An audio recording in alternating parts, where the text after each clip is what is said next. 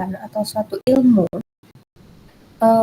tentang bagaimana sih kita bisa mencapai cita-cita tadi, gagasan-gagasan apa saja yang bisa kita usulkan gitu ya, gagasan-gagasan apa saja yang bisa kita utarakan supaya cita-cita kita tadi dapat tercapai. Kalau misalnya ideologi bangsa berarti kita perlu tahu nih apa sih yang harus kita lakukan, apa sih gagasan kita, apa sih ide-ide kita supaya cita-cita bangsa kita ini bisa tercapai, seperti itu ya.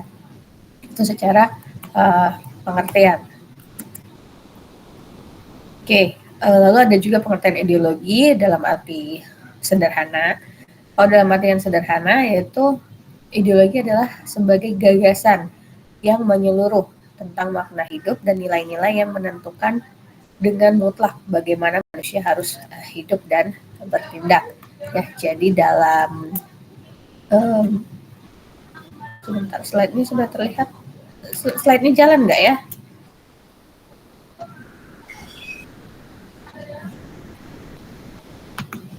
Bentar, saya stop dulu.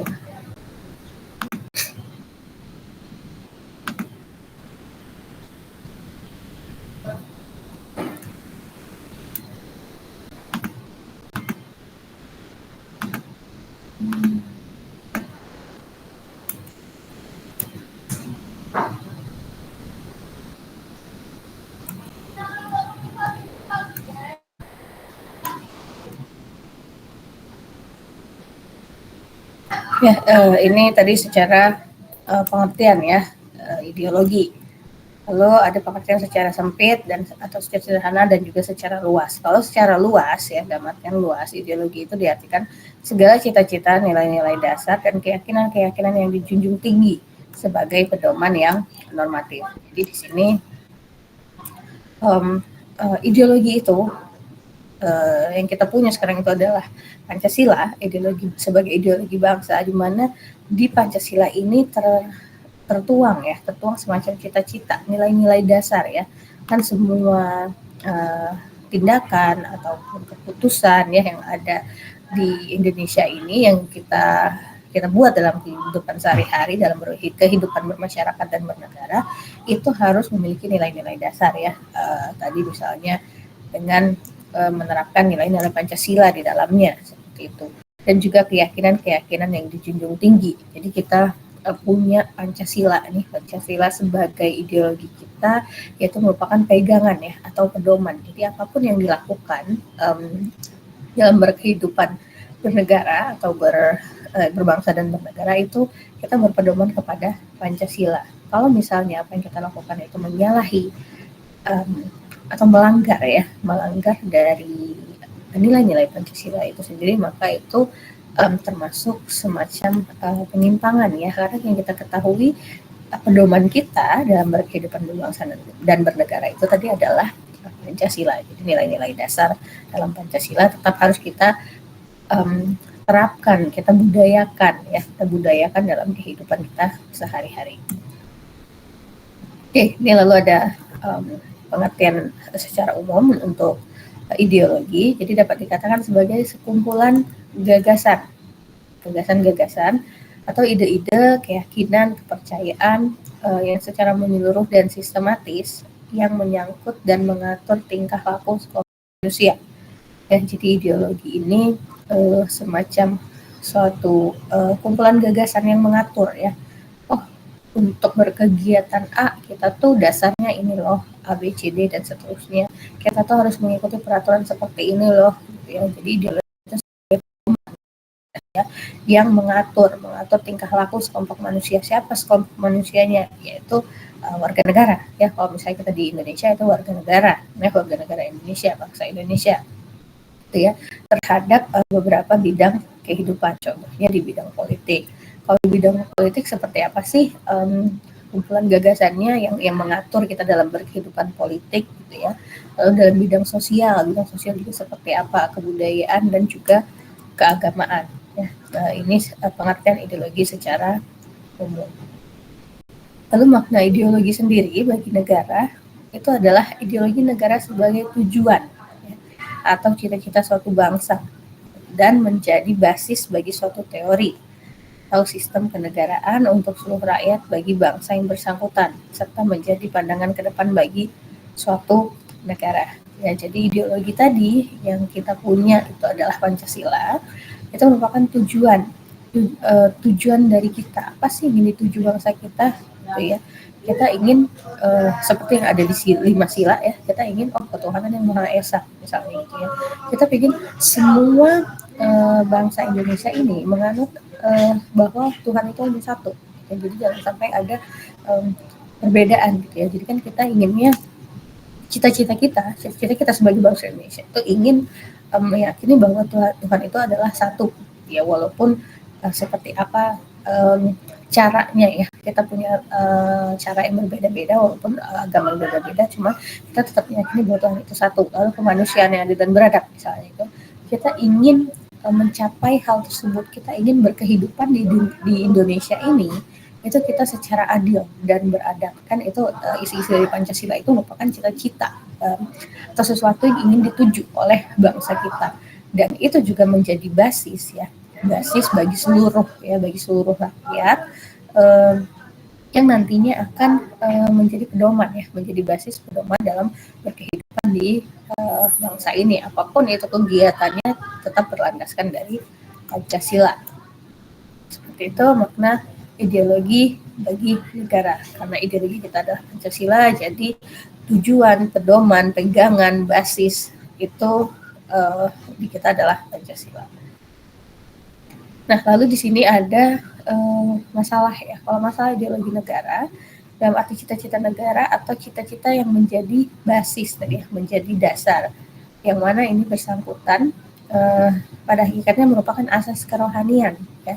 Pada intinya itu merupakan asas kerohanian yang memiliki ciri-ciri. Oke, ada apa tadi? Ada yang resen ya? Oke, memiliki ciri mempunyai derajat tertinggi sebagai nilai hidup kebangsaan dan kenegaraan. Ya, seperti yang kita ketahui di Pancasila sila 1 ada asas kerohanian, di situ memang ya yang paling kita junjung tinggi. Apapun agama kita, yang sudah sering saya sampaikan, apapun agama kita tetap percaya sebagai Indonesia sesuai dengan sila 1, yaitu ketuhanan yang Maha Esa ya. Jadi semua dasar itu ya, itu memiliki satu dasar yang paling utama, yaitu tadi asas kerohaniannya. Lalu untuk mewujudkan asas kerohanian, pandangan dunia, pandangan hidup, pedoman hidup, pegangan hidup yang dipelihara perlu dikembangkan, perlu diamalkan, perlu dilestarikan, dibudidayakan, dihayati gitu ya, untuk Pancasila ini tadi sebagai ideologi negara kepada generasi berikutnya. Jadi walaupun kita udah tahu nih Pancasila seperti apa, kita sudah bisa mengamalkannya, sudah bisa menerapkannya, tapi kita juga tetap perlu membudayakan, melestarikan apa yang sudah kita dapat ini terhadap ideologi negara kepada generasi berikutnya ya, agar tidak terlupakan seperti itu. Kita tetap harus mengetahui sejarah ya, kita harus tetap tahu sejarah bangsa kita harus tahu sih seperti apa perjuangan pahlawan pada masa dulu untuk memperjuangkan kemerdekaan sehingga kita bisa hidup seperti saat ini gitu ya. Jadi nilai-nilai tersebut bukan hanya kita amalkan, kita terapkan, tapi juga kita budayakan, kita lestarikan ya kepada generasi berikutnya. Jadi jangan sampai berhenti di kamu gitu ya istilahnya. Oke. Lalu juga Pancasila sebagai ideologi terbuka. Jadi ideologi terbuka itu adalah ideologi yang dapat berinteraksi dengan perkembangan zaman dan adanya dinamika secara internal. Jadi walaupun kita punya dasar negara tadi, atau ideologi kita adalah Pancasila, tapi dia bersifat terbuka. Dia fleksibel, mau menerima, mampu beradaptasi seperti itu ya. Mungkin seperti yang teman-teman tahu, seperti apa seleksi alam ya. Seleksi alam kan siapa yang kuat dia bertahan. Nah, seperti ini Pancasila juga harus mampu beradaptasi tadi ya, harus mampu beradaptasi, fleksibel terhadap perkembangan zaman, tidak kaku istilahnya. Jadi tetap walaupun sedemikian pesatnya perkembangan baik itu dari segi budaya, teknologi, ekonomi, kita tidak akan boleh dan tidak harus meninggalkan Pancasila itu sebagai ideologi negara ya. Jadi ciri ideologi terbuka di sini adalah bahwa nilai-nilai dan cita-citanya tidak dipaksakan dari luar, melainkan digali dan diambil dari kekayaan rohani, moral, dan budaya masyarakatnya sendiri. Jadi nilai-nilai yang ingin kita terapkan itu bukan dari luar, gitu ya. Kita tetap berpegang teguh kepada ideologi kita yaitu Pancasila. Walaupun misalnya zaman sekarang budaya apa ya, Korea ya, mungkin ya banyak sekarang ya, budaya Korea, K-pop, K-drama gitu kan, banyak datang ke Indonesia, anak-anak muda sekarang banyak yang suka gitu ya, sampai ya saya nggak paham ya anak-anak sekarang mungkin yang ngefans berat sama yang Korea atau dari Hollywood atau mana gitu ya. Nah ini walaupun kita mendapatkan semacam apa ya budaya lain yang masuk ke negara kita harus tetap mempertahankan nilai-nilai dan cita-cita kita. Dan kita tadi punya Pancasila, 5 sila. Nah, walaupun nanti dengan datangnya budaya lain misalnya, atau perkembangan teknologi dari Amerika, mungkin Jepang atau manapun itu, kita tidak boleh melupakan 5 sila ini ya. Nilai-nilai yang terkandung di dalam 5 sila ini harus tetap kita pertahankan sebagai ideologi bangsa. Boleh dikatakan tadi memang bersifat terbuka, bukan berarti bebas sebebasnya, tapi bebas terbatas gitu ya. Kita punya batasan-batasan tersendiri terhadap apa yang kita jadikan sebagai ideologi tadi, cita-cita kita tadi, tujuan kita tadi, pedoman kita ya, seperti itu. Jadi jangan sampai berubah karena walaupun adanya semacam serangan lah dari luar, seperti itu, semacam serangan dari luar, baik dari segi ekonomi, budaya, ataupun teknologi, seperti itu. Oke, lalu hakikat Pancasila sebagai ideologi negara. Nah ini tadi, ideologi terbuka. Ideologi Pancasila bersifat aktual, dinamis, antisipatif, dan senantiasa mampu menyesuaikan dengan perkembangan zaman. Ini tadi yang saya bilang fleksibel ya. Mampu menyesuaikan, mampu beradaptasi gitu ya, dengan tidak mengubah nilai-nilai dasar. Ini yang perlu digarisbawahi, tidak mengubah nilai-nilai dasar Pancasila, namun mengeksplisitkan wawasannya secara konkret sehingga memiliki kemampuan yang lebih tajam untuk memecahkan masalah-masalah yang sifatnya baru serta aktual.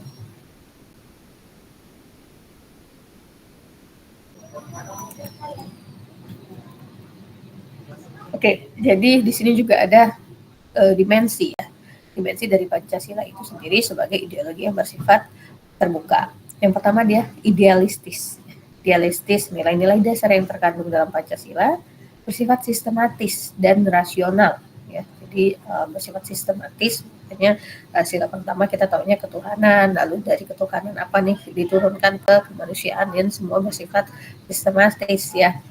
Jadi hakikat nilai-nilai yang terkandung dalam 5 sila Pancasila, yaitu ketuhanan, kemanusiaan, persatuan, kerakyatan, dan keadilan, itu bersumber dari nilai-nilai filsafat Pancasila.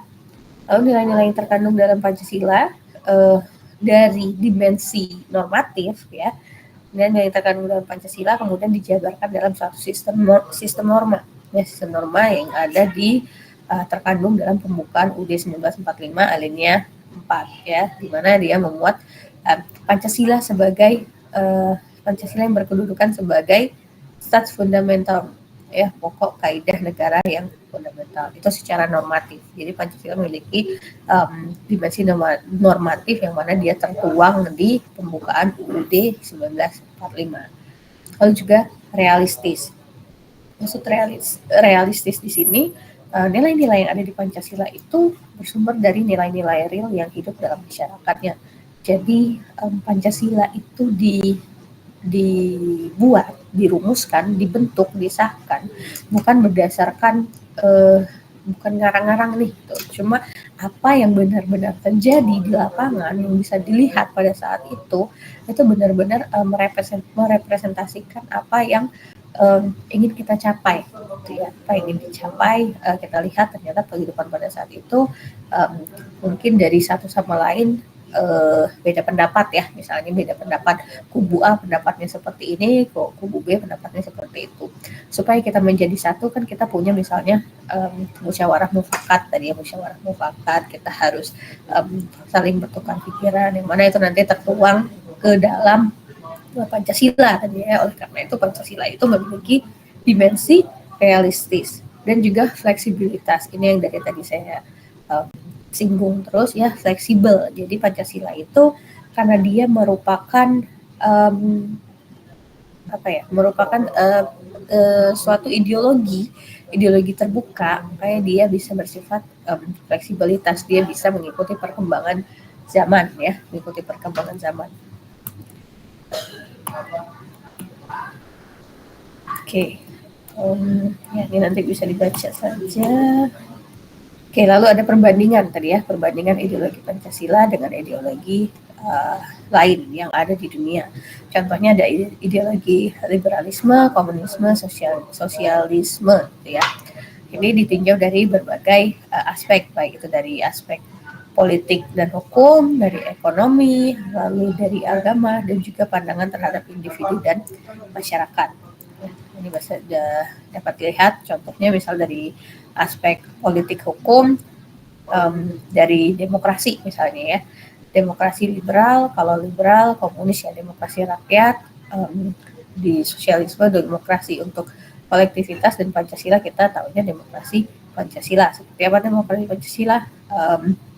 Sangat luas ya demokrasi Pancasila, seperti apa penerapannya. Lalu dari ekonomi juga ya, untuk masing-masing ideologi, masing-masing pedoman, masing-masing cita-cita atau gagasan dari negara-negara ini ya, yang menggunakan ideologi tersebut, itu pasti akan berbeda. Mana yang terbaik untuk negaranya? Ya negaranya sendiri yang mengatur. Seperti kita, ideologi kita kan adalah Pancasila ya. Kita dari zaman sebelum merdeka dulu ya, sebelum merdeka sudah disusun nih, sudah diusulkan ya, dirumuskan seperti apa sih ideologi yang cocok untuk bangsa kita ya. Jadi ideologi ini ya bergantung dari seperti apa keadaan yang terjadi di masing-masing negara tersebut ya. Karena itu dari setiap negara ya pasti akan berbeda-beda. Mungkin ada beberapa negara yang sama ya, mungkin sama-sama menganut ideologi liberal ya. Lalu ada yang komunis, ada yang sosialisme. Kalau Pancasila kan segini ya hanya Indonesia kan, karena kita memang punya ideologi sendiri yang mana benar-benar mewakili seperti apa sih kehidupan masyarakat kita dari zaman dulu sampai sekarang, yang kita jadikan sebagai pedoman ya, pedoman hidup dalam berkehidupan berbangsa dan bernegara. Ya, ini juga dari beberapa aspek ya, beberapa aspek yang lain. Kalau contohnya dari segi agama, di liberal itu agama merupakan urusan pribadi. Oh ya udah, saya mau ambil agama apa bukan urusan Anda. Anda silakan meyakini apa yang Anda yakini ya. Itu bukan urusan pribadi dan tidak ada campur tangan orang lain di dalamnya. Kalau Indonesia kan kita bebas ya memilih salah satu agama. Misalnya kita sekarang punya 6 agama ya, tidak ada semacam paksaan ya, tidak ada semacam paksaan si A harus agama Islam, si B harus agama Hindu, C harus Buddha dan lain-lain, tidak ada. Intinya semua warga, semua rakyat yang ada di Indonesia bebas memilih salah satu agama. Boleh tidak memilih salah satu agama, itu udah beda lagi ya pahamnya ya, yang mana di Indonesia itu tidak berlaku ya, tidak berlaku di Indonesia. Jika memang ada yang seperti itu merupakan salah satu bentuk penyimpangan karena yang kita tahu kan Pancasila sila satu, ketuhanan yang Maha Esa, berarti kan kita menganggap bahwa kita punya Tuhan ya, walaupun dari berbagai agama mungkin secara sebutan lain, tapi Tuhan kita semua itu satu ya. Jadi kalau misalnya ada yang tidak ingin memilih atau memeluk satu agama di Indonesia, itu sudah merupakan suatu penyimpangan ya, penyimpangan yang tidak sangat-sangat tidak patut dicontoh ya, seperti itu. Oke, mungkin itu ya materi untuk hari ini sebagai pengantar ya, sebagai pengantar di kuliah kita hari ini tentang Pancasila sebagai ideologi bangsa. Nah, sekarang kita ingin melihat apa sih yang sudah teman-teman dapatkan dari bentuk penyimpangan dari ideologi bangsa berdasarkan bidang studi masing-masing. Kalau kemarin di kelas sebelumnya saya dapat ya dari macam-macam program studi seperti apa sih penyimpangan-penyimpangan yang terjadi di masa sekarang terhadap nilai-nilai Pancasila berdasarkan studinya masing-masing. Misalnya kemarin ada yang dari sipil ya, dari PWK menampilkan video ataupun menyampaikan masalah-masalah yang terjadi terkait penyimpangan berdasarkan bidang studinya seperti itu. Oke. Di sini bebas saja siapa yang bersedia ya, siapa yang bersedia untuk menampilkan apa yang sudah ditemukan ya, sudah ditemukan terkait penyimpangan Pancasila dari bidang studinya masing-masing ya. Boleh, silakan kalau ada yang mau menunjukkan. Sebentar, siapa ini? Dery Prayoga. Oke, sebentar ya, saya catat dulu namanya. Kalau video boleh kirim link di kolom chat ya.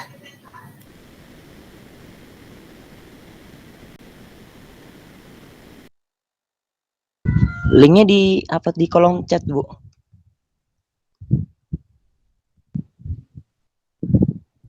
Aduh. Sudah, Bu. Lebih ke penggalan saja tapi yang saya dapat.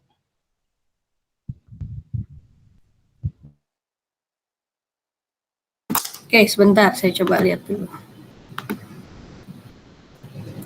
Dari program studi apa ya? Prodi apa, dari? Teknik kelautan, Bu. Lebih ke pengembangan wilayah. Pengembangan? Maaf? Wilayah. Limbah. Apa? Sorry? Pengembangan wilayah dari wilayah. Kelautan, Jadi, teknik kelautan ya? Iya, teknik kelautan, Bu. Oke, sebentar. Dari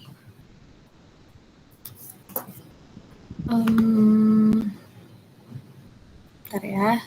Sebentar. Coba saya share.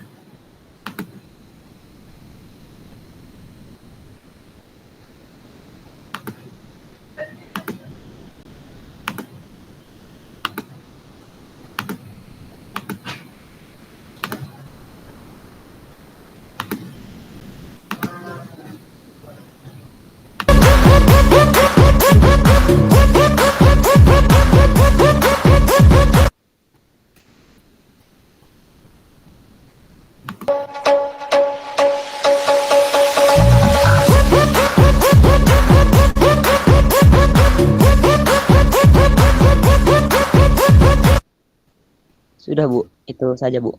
Itu ya? Oke. Ya. Apa itu? Dery, bisa diceritakan? Kalau yang dari penyimpangannya itu tuh seperti yang diucapkan oleh Bung Karno pada saat wawancara, lebih tepatnya saya kurang ingat tahun berapa, tapi beliau mengatakan bahwasannya bekerja sama dengan Jepang dalam konteks Romusha itu merupakan jalan yang paling baik. Nah, dari segi etika engineering itu merupakan hal yang salah karena memaksa sesuatu tanpa memikirkan dampak-dampak yang ditimbulkan. Lalu penggunaan tenaga kerja yang secara over itu tidak sesuai dengan tata cara pembangunan dan pengembangan wilayah yang saya pelajari. Dan ada beberapa penyimpangan lagi, contohnya seperti keadilan dalam pekerjaan, Bu. Keadilan dalam pekerjaan, dan ada satu aspek yang lebih penting yaitu K3, keselamatan kerja konstruksi, di mana saat pembangunan monumen atau pembangunan yang menggunakan sistem Romusha atau kerja paksa yang didalangi oleh Jepang, di mana Soekarno menjadi promotor itu sendiri, itu tidak sesuai dengan prosedur K3 yang ada. Walaupun saat dulu itu belum ada yang namanya prosedur resmi tentang K3. Dari yang saya pelajari di teknik lautan, penyimpangan-penyimpangan tentang sesuai dengan prodi dan Pancasila menurut saya itu, Bu. Oke, terima kasih Dery. Jadi ya, menurut apa yang sudah Dery pelajari ya di teknik kelautan, dari contohnya tentang regulasi lah mungkin ya seperti itu, seperti ada K3 misalnya ya, K3 itu perlu diterapkan gitu ya. Terus juga tadi kalau rumusa gitu ya, secara aspek dari engineering itu kan tidak baik gitu ya, tidak bagus gitu ya. Jadi sedangkan di dulu ya mungkin ini dari berbicara tentang masa lalu ya, masa lalu Soekarno malah pengennya waktu itu apa yang diterapkan Jepang itu rumusa itu malah baik dia pada saat itu. Sedangkan kalau kita telusuri lebih lanjut dengan beban kerja yang berlebih misalnya gitu ya, tidak akan optimal. Yang pasti ada satu sisi atau satu aspek yang menurun ya, misalnya misalnya dari tenaga gitu ya, walaupun kita udah beres nih kita kerjanya tadi kita udah romusa pekerjaan kita selesai cepat, cuma bebannya itu ya, kalau mungkin teman-teman ada yang belajar tentang beban kerja kan bukan cuma fisik aja ya, itu kan pasti mentalnya kena dong gitu kan, psikisnya juga kena gitu kan. Dari kalau yang kita pelajari itu kan juga tidak termasuk salah satu penyimpangan terhadap apa yang kita yakini tadi, yaitu ideologi bangsa kita Pancasila. Kalau kita lihat dari, kita kaitkan dengan sila-sila yang ada di Pancasila, itu kaitannya dengan ke sila kedua mungkin ya, lebih tepatnya ya, kemanusiaan yang adil dan beradab gitu ya. Walaupun mungkin sudah bersifat adil, atau apakah Romusa termasuk adil? Saya rasa tidak ya. Apakah beradab? Tidak juga ya, tidak beradab ya kalau saya bilang, dengan memaksa gitu ya, jatuhnya kurang lebih memaksa sekelompok orang untuk bekerja, itu kan suatu tindakan ya yang kurang beradab, itu menurut saya ya. Nggak tahu kalau menurut yang lain seperti apa, setuju atau tidak ya, seperti itu. Oke, itu tadi dari Dery ya, dari teknik lautan. Oke, kemarin saya tunjuk ya dari prodi, dari masing-masing prodi perwakilannya. Sebenarnya tunjuk, oke, boleh. Siapa ini? Anggun dari prodi Rekayasa Instrumentasi dan Otomasi. Oke, dari Ria. Oke, ada yang ingin ditampilkan mungkin atau disampaikan? Linknya di kolom chat. Oke, siap. Saya putar dulu.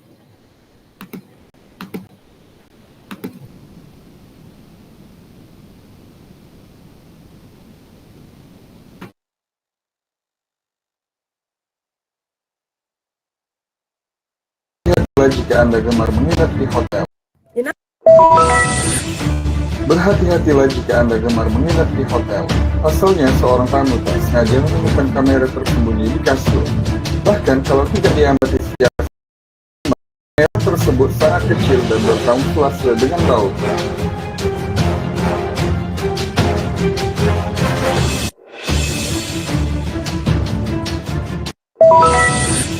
Berhati-hati. Oke, itu ya tadi dari Anggun. Kamera tersembunyi ya yang diletakkan gitu ya di tempat tersembunyi di ruangan hotel, ya, itu mungkin ada ya kepentingan tersendiri ya dari oknum-oknum tertentu, kenapa sih sampai meletakkan benda-benda tersebut ya, yang kita tujuannya nggak tahu ya buat apa gitu ya, yang jelas itu kan mengganggu privacy ya, seperti itu. Oke, menurut Anggun seperti apa pendapatnya dari apa yang tadi ditampilkan video, penyimpangan seperti apa, kalaupun misalnya penyimpangan terkaitnya dengan sila berapa sih yang ada di Pancasila? Silakan Anggun. Baik Bu, video tadi merupakan penyimpangan nilai Pancasila di bidang instrumentasi dan otomasi, yaitu penyalahgunaan spycam atau biasa disebut kamera mata-mata tersembunyi. Di era revolusi industri 4.0 saat ini, instrumentasi atau sebuah alat berkembang sangat pesat tentunya. teknologi otomasinya makin meningkat sehingga menimbulkan pro dan kontra. Di video tadi merupakan contoh penyimpangan nilai Pancasila di bidang implementasi dan otomasi. Seringkali muncul berita tentang penyalahgunaan SPKM tersebut. Hal ini sangat bertentangan dengan nilai-nilai Pancasila. Oknum-oknum yang menaruh SPKM di sebuah kamar hotel atau fasilitas umum lainnya sangat menentang dengan nilai sila pertama, yaitu tidak mempunyai iman dan tidak mempunyai norma agama terhadap Tuhan Yang Maha Esa, bahwa tindakan yang dilakukannya sangat tidak terpuji apabila hasil videonya disalahgunakan. Kamera yang seharusnya menjadi salah satu teknologi yang berfungsi untuk merekam objek, namun disalahgunakan dengan memanipulasi bentuk kamera menjadi bentuk berukuran sangat kecil. Yang seharusnya kamera pengintai bisa digunakan untuk kegiatan positif, namun oleh oknum tertentu karena canggihnya teknologi penggunaannya menjadi disalahgunakan.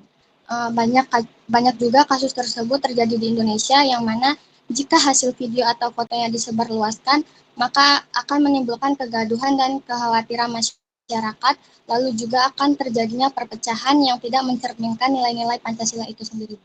Terima kasih. Oke ya, jadi berdasarkan video dari Anggun tadi ya, kalau menurut saya ya itu kan spycam ya, spycam kan harusnya kan digunakan oleh pihak-pihak tertentu ya, pihak-pihak tertentu yang mempunyai izin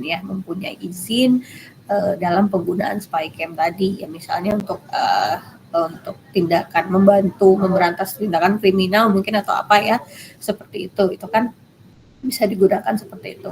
Nah, kalau tadi itu kan berarti ada oknum-oknum tertentu yang memperjualbelikan spycam tadi ya, spycam tadi. Itu kan pasti ada yang jual dong, ada yang jual, ada yang beli. Harusnya yang jual punya izin, yang beli pun juga punya izin ya, supaya alat itu tadi, spycam itu tadi bisa digunakan secara positif ya, misalnya seperti itu.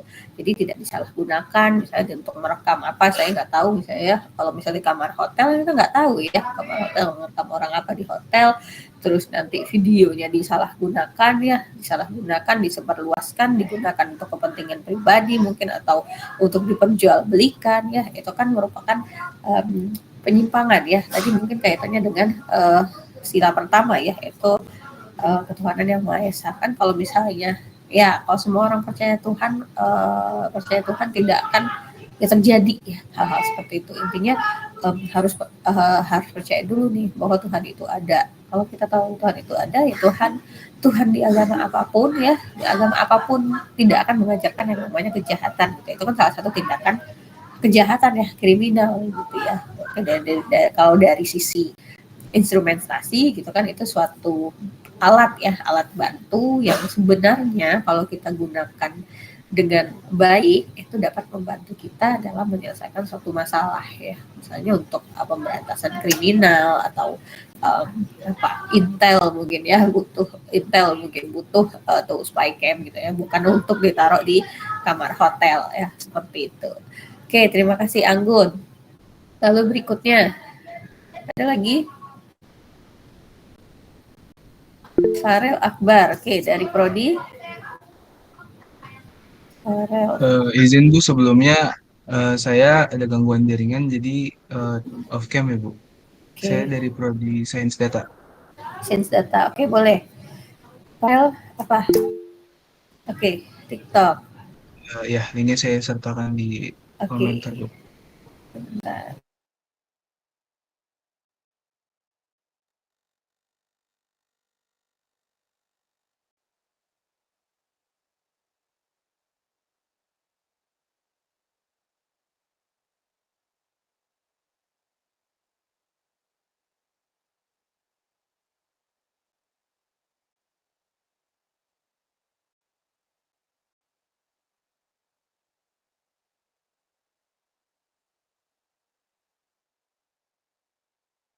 Ada oknum bank yang sengaja jual data pribadi nasabahnya. Jadi nih bro, Menkominfo Budi Ari menyebutkan kalau ada oknum sebuah bank yang dengan sengaja menjual data pribadi nasabahnya. Budi bilang kalau itu bank udah kena denda. Dan lantas karena motifnya itu ekonomi, oknum tersebut tidak dipenjara bro, melainkan cukup didenda aja. Ia menyebutkan bank tersebut membocorkan data pribadi nasabah untuk dijual sob. Dia menegaskan tindakan yang dilakukan bank itu adalah ilegal. Parahnya lagi, data tersebut udah jadi komoditas alias barang dagangan. Kacau, pantes banyak banget SMS masuk nawarin pinjol. Parah banget sih ini. Ya, itu tadi ya dari Farel ya, Prodi Sains Data. Ya, data-data ini sangat banyak ya memang. Ya, lihat aja di HP kalian banyak suka SMS masuk ya, pinjol lah, apalah gitu ya. Karena ya data-data yang bocor tadi, kita nggak tahu data-data kita ini bocor dari mana. Ternyata ya ada pihak-pihak, ada oknum-oknum ya. Contohnya tadi bank malahan ya, yang seharusnya data kita itu harusnya aman ya di bank, walaupun kita karena dengan kita percaya ke bank tersebut untuk sebagai nasabah, harusnya bank kan juga sudah dapat keuntungan sendiri ya dengan kita menjadi nasabah di mereka. Tapi ternyata ada bank-bank tertentu yang tidak yang tidak menjaga privasi data kita tadi ya. Jadi data kita bocor, entah kemana larinya ya, diperjualbelikan ya. Saya nggak tahu nih diperjualbelikannya untuk kepentingan apa saja. Mungkin Farel bisa menyampaikan ya. Lalu terkait penyimpangan terhadap Pancasila dari sisi sila berapa sih untuk penjualbelian data tadi ya, penjualbelian data dan juga kebocoran data tadi. Silakan Farel. Mungkin teman-teman sains data lainnya juga boleh menambahkan.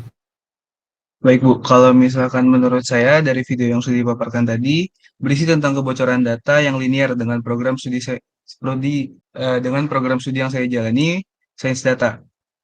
Hal ini bertentangan dengan implementasi ideologi Pancasila yaitu sila kedua dan sila kelima yang melanggar keadilan privasi dari nasabah bank tersebut.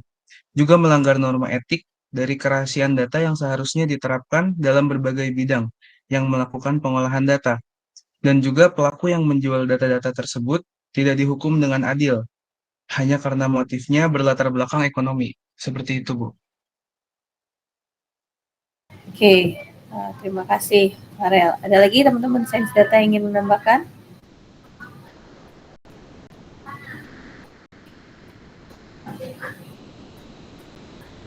Ada sains data berapa orang ya di kelas ini? Meira, ada Meira Listianingrum.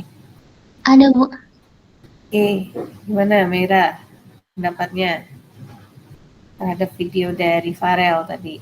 Seperti apa sih kalau dari sisi kamu sebagai mahasiswa sains data nih? Pandangannya terhadap kebocoran data tadi, terus ke penyimpangan dari sila berapa nih yang terjadi pada video tadi?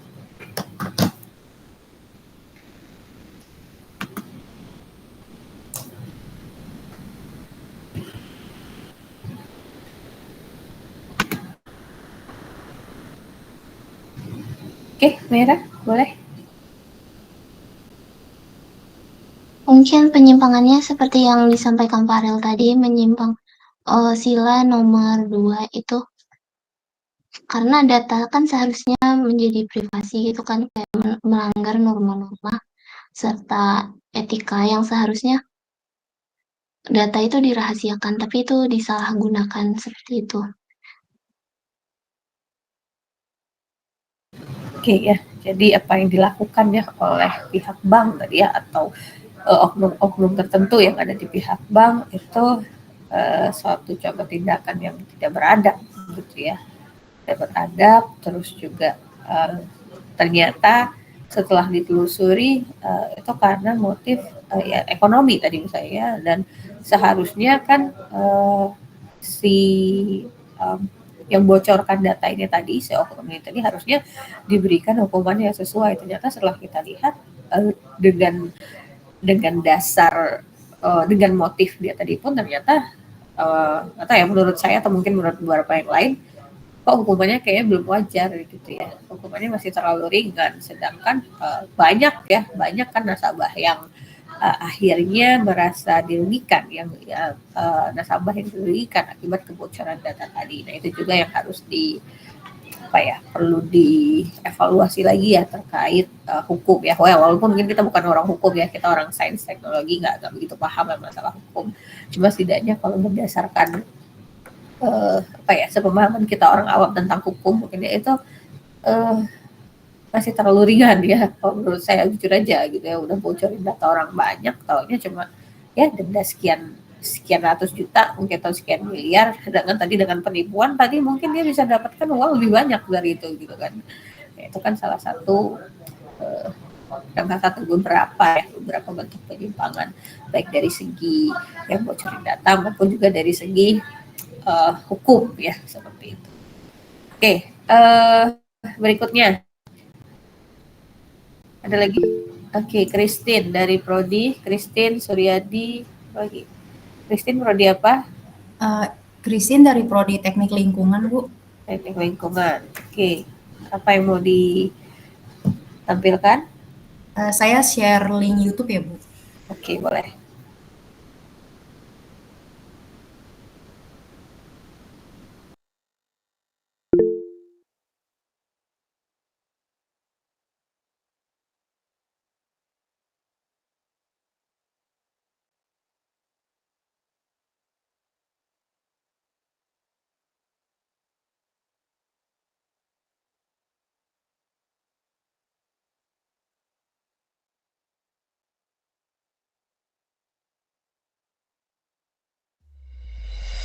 Indonesia darurat sampah plastik. Terdapat peningkatan sampah plastik selama pandemi.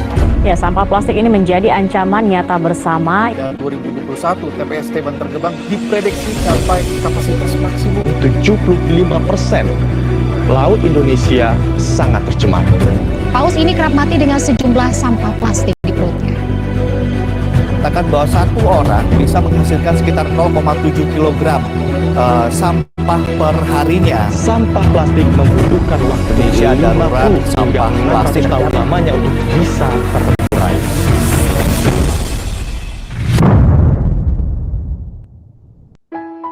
Halo teman-teman semuanya, perkenalkan, ini Lia Agustina. Dia adalah mahasiswa Politeknik Keuangan Negara STAN, kedua di dunia setelah Tiongkok. Sedih ya. Nah, Kementerian Lingkungan Hidup dan Kehutanan juga menyampaikan bahwa produksi sampah nasional mencapai 175.000 ton per hari. Yang lebih menyedihkannya lagi, banyak pihak yang membuang sungai, laut, taman, bahkan di lingkungan sekitar kita. Padahal perbuatan ini dapat menyebabkan banjir, ikan-ikan yang mati, polusi udara, merusak keindahan, dan masih banyak lagi. Teman-teman tentu masih hafal Pancasila kan? Ayo coba sebutin satu-satu. Nah, sebenarnya kita mau bahas apa sih kaitannya Pancasila dengan lingkungan hidup. Jadi, teman-teman lihat deh ini.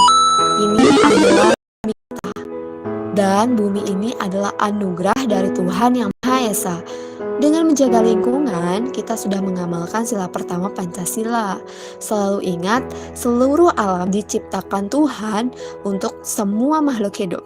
Adanya kebakaran hutan dan lahan juga melanggar sila kedua Pancasila, kemanusiaan yang adil dan beradab. Jika kita mengamalkan nilai ini, maka kasus-kasus pembukaan lahan dengan membakar hutan seharusnya tidak akan terjadi lagi. Tidak baik bagi kita hanya menyalahkan salah satu pihak saja. Masalah sampah ini merupakan tanggung jawab kita bersama. Bergotong royong, saling bahu-membahu dalam membersihkan lingkungan juga merupakan pengamalan sila ketiga Pancasila loh. Nah, ketika kita melihat sampah, maka kita harus membuangnya ke tempat sampah, meskipun itu bukan sampah kita. Kemudian, anak-anak juga rentan untuk membuang sampah sembarangan. Maka dari itu, penting bagi kita untuk mengajarkan mereka membuang sampah pada tempatnya. Ini merupakan pengamalan sila keempat Pancasila. Kita juga bisa mengurangi sampah plastik dengan melakukan daur ulang, mengurangi penggunaan sedotan plastik, mengurangi styrofoam, dan masih banyak lagi. Intinya, masalah sampah ini adalah permasalahan kita bersama. Ayo kita sama-sama jaga lingkungan kita. Terima kasih sudah menonton video ini. Tetap jaga kesehatan ya, karena virus corona ada di sekitar kita. Terima kasih. Dadah.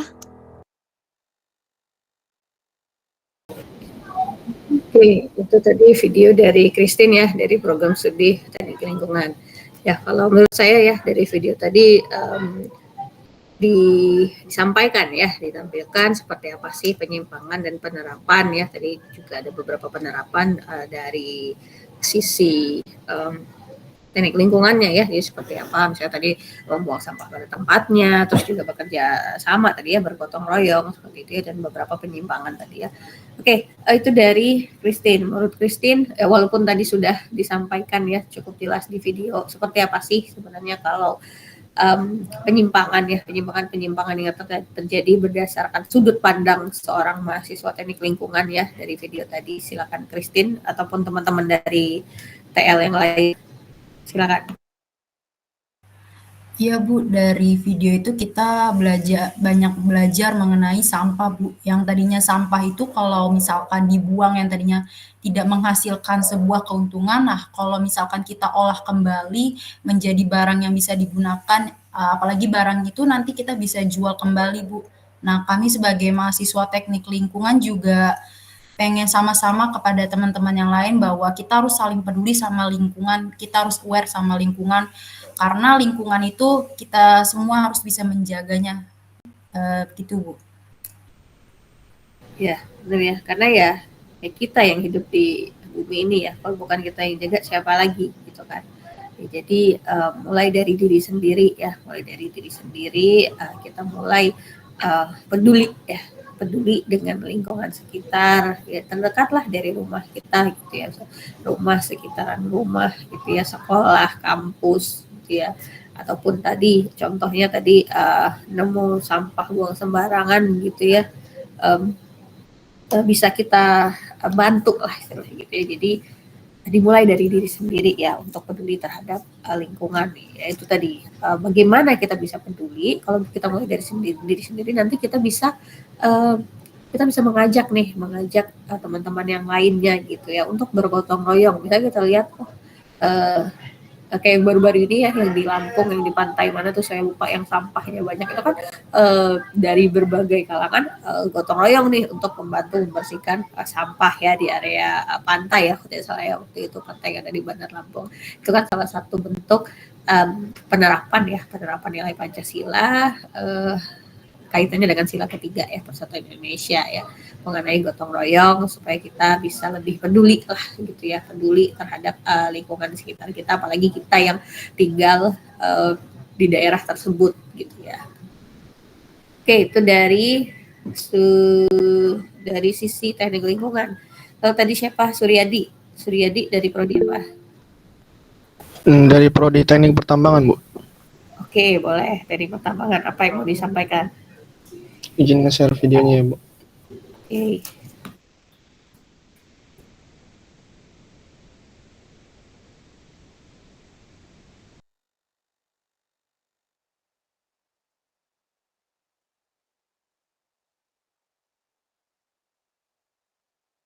Saudara, Kepolisian Sektor Cibogo, Subang, Jawa Barat menghentikan penambangan tanah merah tanpa izin atau ilegal di kawasan hutan karet. 2 orang pengelola tambang ditangkap oleh polisi.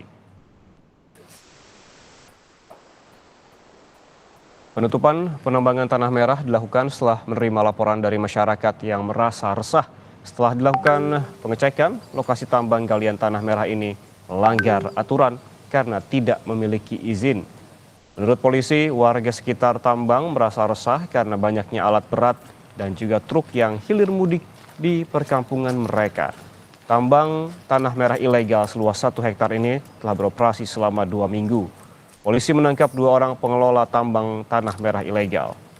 Selain melakukan penutupan usaha tambang, polisi juga menyita 3 unit alat berat, 13 dump truck, serta dokumen.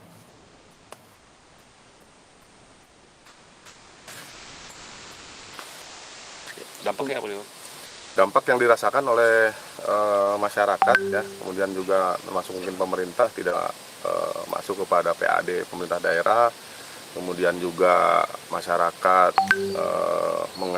mempunyai kendala sehingga jalan-jalan rusak ya, tidak adanya koordinasi antara pemerintah setempat dengan pihak si penambang ya, yang betul-betul memang berjalan tidak sesuai dengan ketentuan.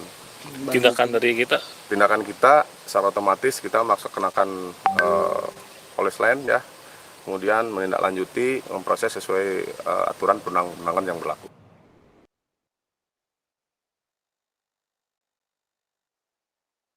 Oke, ya itu video dari Suryadi tadi ya terkait penambangan ilegal ya tadi ya, penambangan ilegal. Ya, kalau kita lihat dari video ya tidak ada izin ya, tidak ada izin salah satunya tadi ya, sampai bisa meresahkan warga setempat ya, seperti apa sih penambangan ilegal ini, dampaknya nanti ke baik ke warga, ke lingkungan juga ya. Oke, menurut Suryadi atau mungkin ada teman-teman yang lain, bebas mau dari pertambangan atau dari manapun, seperti apa sih dari penyimpangan yang dilakukan oleh oknum-oknum tadi kaitannya dengan nilai-nilai Pancasila. Apa sih yang seharusnya dilakukan ya, seharusnya dilakukan dari penyimpangan tadi yang juga kaitannya dengan Pancasila ya. Kita kan punya 5 sila, coba dikaitkan dengan sila-sila tersebut. Silakan. Izin menjawab Bu. Jadi menurut saya kegiatan penambangan ilegal ini melanggar beberapa sila. Nah, si oknum tersebut melanggar sila pertama, ketiga, dan keempat Bu. Nah, pada sila ketuhanan yang Maha Esa ini kan kita meyakini akan adanya Tuhan. Nah, salah satu prinsip utama Pancasila itu kan meyakini adanya Tuhan. Jadi kalau kegiatan menambang ini kan dia pastinya merusak lingkungan. Nah, berarti kita itu tidak menghormati apa yang udah Tuhan ciptakan gitu Bu. Sedangkan ketika penambangan ini ilegal, nanti ada kegiatan reklamasi dan pasca tambang. Jadi kita tetap memelihara lingkungan tersebut. Nah, kemudian ke sila ketiga yaitu Persatuan Indonesia. Tadi juga di video udah dijelaskan kalau misalnya warga itu juga merasa resah karena alat berat, mondar-mandir, jalan rusak. Jadi atas alasan tersebut kan bisa memicu konflik antara si kontraktor penambang dengan warga setempat. Jadi itu termasuk penyimpangan terhadap sila ketiga yaitu Persatuan Indonesia. Nah, yang keempat, kerakyatan yang dipimpin oleh hikmat kebijaksanaan dalam permusyawaratan perwakilan, ini mungkin sudah jelas karena penambangan ilegal itu kan biasanya tidak memiliki izin, Bu. Jadi kan kalau sila keempat ini pasti kita dalam memutuskan suatu keputusan itu harus ada perizinan, harus bermusyawarah dulu untuk mufakat. Jadi kegiatan penambangan kan biasanya kalau yang ilegal dia tidak ada izinnya, Bu. Jadi sudah melanggar sila keempat, Bu. Oke, terima kasih. Ada lagi yang ingin berpendapat? Ya, kalau dilihat dari video tadi, tadi juga dari pihak kepolisian tadi juga menyampaikan kan semacam tidak ada koordinasi gitu ya, baik dari sisi pemerintah ataupun dari sisi penambangnya, sehingga ya itu tadi ya sila keempat tadi terlanggar ya, tidak ada kata mufakat tadi ya. Dari sisi pemerintah tidak mengizinkan, tapi dari sisi pihak penambang misalnya tadi ya, mereka ingin tetap melakukan penambangan di sana ya demi apa? Demi kepentingan pribadi ya, demi kepentingan pribadi. Kalau itu tetap terlaksana, itu juga akan berdampak nanti ke keadilan gitu ya. Ya nggak adil juga kan jadinya, si penambangnya dapat untung, dapat cuan, masyarakat di sekitar malah kesusahan ya, misalnya tadi dengan alat beratnya gitu ya, terus juga dengan alat berat bisa jadi dari aksesnya ataupun dari polusi udara atau polusi suara mungkin ya juga terganggu kan dari adanya penambangan yang ilegal tadi. Kalau misalnya penambangannya legal nih gitu kan, kalau penambangan legal, saya nggak tahu ya pada sisi tambang ya, saya kurang paham. Kalau misalnya tambang itu sudah mendapatkan izin, berarti kan legal. Apakah di sekitaran tambang itu masih akan tetap ada penduduk? Enggak, berarti ya emang harus semacam sterilkan seperti itu ya, Surya, gimana? Iya, biasanya ya Bu, disterilkan, jadi tidak melanggar penduduk gitu Bu. Oke, jadi kegiatan penambangan tidak akan mengganggu aktivitas penduduk lah ya, seperti itu ya. Itu yang legal ya. Kalau tadi kan contohnya yang ilegal. Ya, jadi ada beberapa sila yang dilanggar ya terkait itu. Ya tadi persatuan juga tidak adanya kata mufakat ya, karena tidak ada musyawarah nih antar pihak terkait, antar pemerintah, misalnya antar pihak penambangnya ataupun juga warga sekitar ya, sehingga tadi terjadinya penambangan ilegal. Oke, terima kasih Suryadi. Lalu dari Prodi apa lagi? Boleh, silakan. Muhammad Azki dari Prodi Teknik elektro, Bu. Elektro. Oke. Izin share video, Bu. Boleh.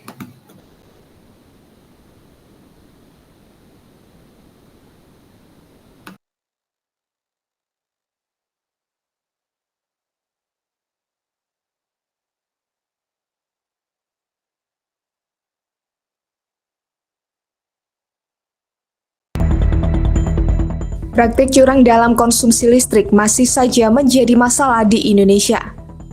Sebab akibat dari hal ini, banyak orang yang bisa merugi akibat praktik curang oleh oknum tak bertanggung jawab. Untuk mengatasi hal tersebut, manajer PLN UP3 Menteng, Sigit Arimurti, mengungkap sejumlah modus praktik curang yang kadang tak disadari pemilik rumah. Yang pertama adalah membuat cabang pada kabel yang terhubung ke alat meteran listrik untuk sementara. Praktik ini kerap digunakan ketika pelanggan itu menggunakan perangkat berdaya tinggi, namun daya listrik di rumahnya tak kuat. Kemudian yang kedua, PLN juga kerap menemui praktek meningkatkan daya listrik secara ilegal dengan tujuan tetap membayar daya listrik dengan harga rendah. Namun begitu, PLN juga kadang menemukan bahwa pemilik rumah tidak tahu menahu praktek curang ini. Sebab praktek curang ini rupanya sudah berlangsung semenjak rumah itu dimiliki pemilik sebelumnya.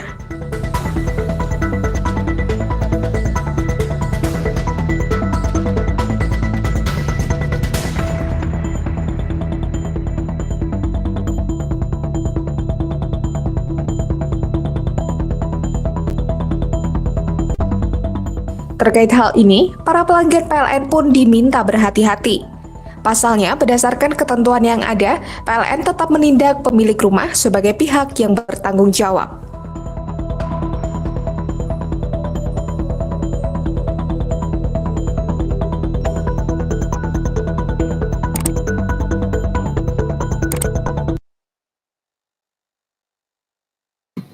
Oke, itu video dari Aski ya, Muhammad Aski dari Prodi Teknik Elektro. Ya, itu semacam warning ya buat kalian nanti yang mau beli rumah misalnya ya, yang mau beli rumah dicek dulu listriknya ya, jangan sampai nanti jadi korban kayak orang-orang tadi ya. Saya mau beli rumah baru ataupun rumah yang pernah dihuni sebelumnya, dicek dulu listriknya ya, jangan sampai nanti malah kalian yang kena imbasnya gitu ya. Oke, jadi tadi pencurian ya, semacam pencurian dari listrik ya, bisa nambah daya tadi ya, contohnya ya, nambah daya tanpa diketahui, terus juga yang macam-macam lah, jadinya dengan daya yang lebih besar tapi bayarnya tidak sesuai gitu ya, itu kan ada semacam ya penipuan lah gitu ya, manipulasi di situ ya. Oke, kalau menurut Aski atau teman-teman yang lain atau teman-teman elektro atau prodi lain, penyimpangannya terhadap sila berapa terkait yang disampaikan di video tadi, dan seperti apa sih seharusnya yang harus kita lakukan ya supaya hal-hal tersebut tidak terjadi. Oke, silakan Muhammad Aski. Izin, Bu. Tadi kan itu perbuatan yang dilakukan itu kan mencuri. Ya tentunya itu merupakan perbuatan yang sangat melenceng dari nilai-nilai Pancasila itu sendiri. Karena menurut saya melakukan hal seperti itu juga membutuhkan ilmu, karena itu juga langsung berhubungan dengan tegangan listrik yang berbahaya gitu. Jadi mungkin di sini kesalahannya dia mengimplementasikan ilmunya itu bukan kepada hal yang positif tapi kepada hal yang negatif. Mungkin ini bisa dipengaruhi oleh faktor ekonomi yang mungkin sangat ini, dan juga mungkin lingkungan pergaulannya yang membuat dia mengimplementasikan ilmunya kepada hal yang negatif. Keterkaitannya dengan Pancasila yaitu dia melanggar pada sila pertama, kedua, ketiga, dan kelima. Pada sila pertama karena mencuri tentunya dilarang di setiap agama yang ada di Indonesia. Yang kedua itu pada sila kedua, mencuri itu merupakan hal yang tercela karena mengambil hak orang lain. Pada sila ketiga, pencurian yang dilakukan dia itu dapat menimbulkan perpecahan antar warga. Yang pada sila kelima yaitu karena mencuri itu tidak dilakukan dengan izin dan izin dengan pemiliknya sehingga tidak terjadi musyawarah.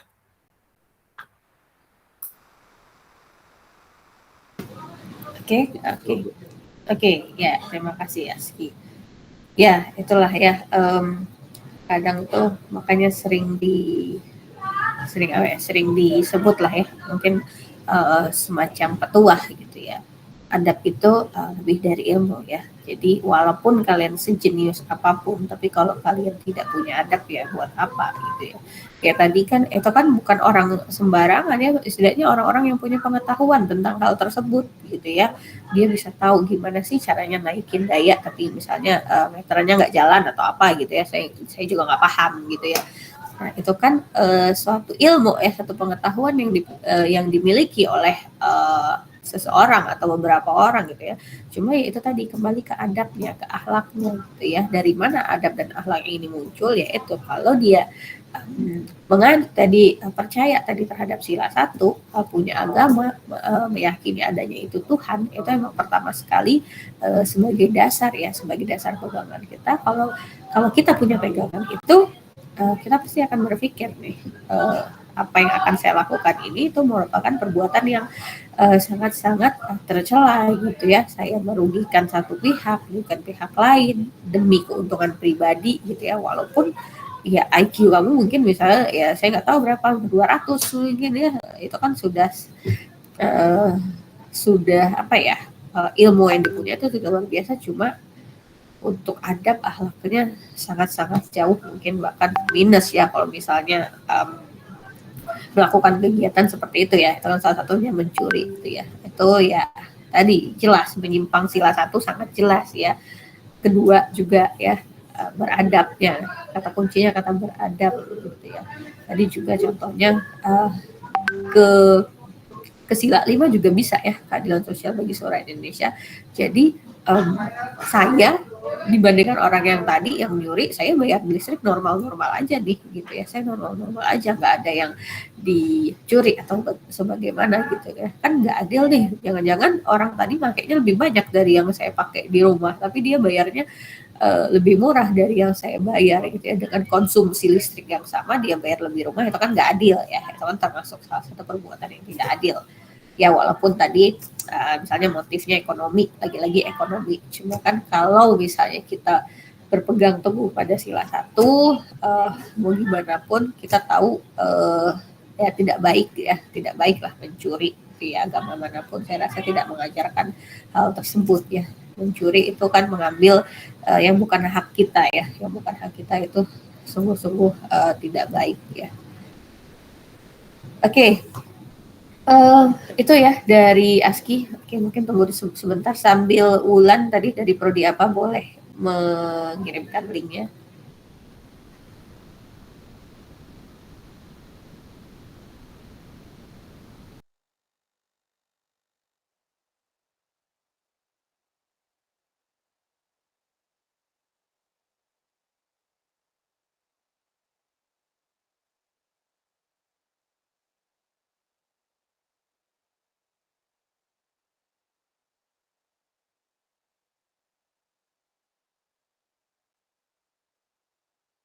Merupakan salah satu penghasil minyak bumi. Kabupaten Musi Banyu Asin merupakan salah satu penghasil minyak bumi di Sumatera Selatan. Kabupaten Muba juga paling banyak memiliki sumur minyak tua, baik dari peninggalan Belanda maupun Pertamina. Sumur minyak yang sudah ditinggalkan ini dikelola secara tradisional oleh masyarakat. Aktivitas penambangan tersebut sudah barang tentu ilegal karena tidak berizin. Kabupaten Musi Banyu Asin merupakan salah satu penghasil minyak bumi di Sumatera Selatan. Kabupaten Muba juga paling banyak memiliki sumur minyak tua, baik dari peninggalan Belanda maupun Pertamina. Sumur minyak yang sudah ditinggalkan ini dikelola secara tradisional oleh masyarakat. Aktivitas penambangan tersebut sudah barang tentu ilegal karena tidak berizin. Kabupaten Musi Banyuasin merupakan salah satu penghasil minyak bumi di Sumatera Selatan. Kabupaten Oke ya, Wulan dari prodi apa? Saya dari prodi migas, Bu. Migas, oke. Migas. Di sini, ya silakan. Di sini saya sekalian menambah tentang pertambangan tadi yang punya saudara Suryadi. Jadi penyimpangan pertambangan minyak ilegal terjadi ketika seseorang melakukan eksploitasi minyak tanpa izin, seperti korupsi dan nepotisme yang biasa terjadi dalam sektor migas, seperti dalam pemberian izin eksploitasi atau produksi, kontrak pengolahan sumber daya migas, pemalsuan dokumen, dan penyuapan dalam pengadaan peralatan atau jasa. Ini melanggar nilai Pancasila seperti keadilan, integritas, dan pemetaan. Kemudian pelanggaran lingkungan. Dalam kegiatan eksploitasi migas, terjadi pelanggaran terhadap lingkungan seperti pencemaran air, udara, atau tanah, dan ini juga masuk ke dalam penyimpangan terhadap nilai Pancasila tentang pelestarian alam. Kemudian ketidakadilan, seperti ketidakadilan dalam pembagian hasil. Ini biasanya terjadi ketika tidak adanya keadilan dalam pembagian keuntungan hasil eksploitasi migas antara perusahaan, pemerintah, dan masyarakat. Ini juga masuk ke dalam penyimpangan nilai Pancasila sila kelima tentang keadilan sosial. Kemudian pencurian dan perdagangan ilegal, seperti pencurian minyak dan gas dari pipa atau infrastruktur migas dan perdagangan ilegal. Ini masuk ke penyimpangan sila pertama. Kemudian pemanfaatan sumber daya yang tidak berkelanjutan, seperti pengolahan sumber daya migas tidak dilakukan dengan bijak, seperti eksploitasi berlebihan atau pengoboran di daerah sensitif secara lingkungan. Kemudian eksploitasi berlebihan, sumber daya migas dieksploitasi secara berlebihan atau tidak berkelanjutan tanpa memperhatikan generasi mendatang. Terima kasih, Bu. Oke, terima kasih Wulan ya dari prodi rekayasa migas ya, rekayasa minyak dan gas. Ya tadi kalau dilihat tadi ya dari videonya itu kan ada ilegal ya, walaupun Banyuasin tadi ya diketahui ya mungkin sumber daya minyaknya di sana banyak ya, tapi ada beberapa pihak yang melakukan secara ilegal. Tadi kan contohnya harusnya gimana sih orang supaya tahu ada minyak di situ? Berarti kan ada semacam survei dulu lah ya mungkin ya. Saya nggak paham di migasnya gimana ya. Tadi kan ada eksploitasi ya, eksploitasi. Ya bahasanya eksploitasi ya. Dari pihak-pihak tertentu. Kalau nggak ada izin kan pasti nggak akan jalan dong gitu ya, nggak akan jalan. Kalau secara ilegal berarti kan ada pihak atau oknum-oknum tertentu nih yang mengizinkan gitu ya, yang mengizinkan dilaksanakannya kegiatan tadi, yaitu untuk kepentingan pribadi dong, untuk kepentingan pribadi kan. Lagi-lagi itu tindakan yang menyimpang ya, intinya ilegal. Kalau ilegal kan melanggar hukum ya, melanggar hukum itu juga termasuk perbuatan yang sangat tidak baik lah, bisa dibilang tercela gitu ya, karena ada aturan-aturan yang dilanggar, bukan hanya aturan dari segi ketuhanan saja ya, gitu ya. Situ kan juga ada dari sisi kemanusiaannya gitu ya, kemanusiaannya, karena dalam mendirikan atau apapun kegiatan yang ada di kegiatan penambangan gas tadi, minyak tadi gitu ya, itu kan ada beberapa hal yang disalahgunakan, misalnya dari izin siapa ya yang paling tinggi kalau di migas gitu ya, saya nggak tahu nih di migas nih pimpinan paling tinggi, mungkin pimpinan tingginya ya tidak mengizinkan, tapi ada lagi di bawah-bawahnya yang memberikan semacam izin, ya udah jalan aja, toh ntar nggak ke detect misalnya gitu ya, nggak ke detect, udah kita tetap lanjut, kita tetap cuan gitu ya. Tapi ya itu semacam tidak punya rasa bersalah dan rasa tanggung jawab terhadap diri sendiri ya. Itu kan sangat-sangat bisa dibilang ya tidak beradab gitu ya. Lagi-lagi saya sampaikan adab itu di atas ilmu ya. Walaupun sepintar apapun dia ngerti misalnya tentang penambangan minyak gitu ya, mengerti seperti apa sih, di mana sih titik-titiknya misalnya gitu ya. Tapi kalau tidak ada akhlak, tidak ada adab ya buat apa? Lagi-lagi ya nol gitu ya. Itu menurut saya. Mungkin ada yang setuju, ada yang tidak setuju gitu ya. Ya bebas saja berpendapat. Oke, tadi dari Prodi Migas. Oke, ada lagi? Ini banyak Prodi nih. Muhammad Rizal dari Prodi apa? M. Rizal. Bisa menjawab, Bu. Dari Teknologi Industri Pertanian. Oke. Silakan, apa Muhammad Rizal? Video. Oke. Nah, itu maaf, Bu, itu videonya kurang lebih 1,5 menit. Cuman ada tambahan filler doang, itu enggak ini, Bu. Sampai 3 menit, Bu. Oke, nggak apa-apa, bentar ya.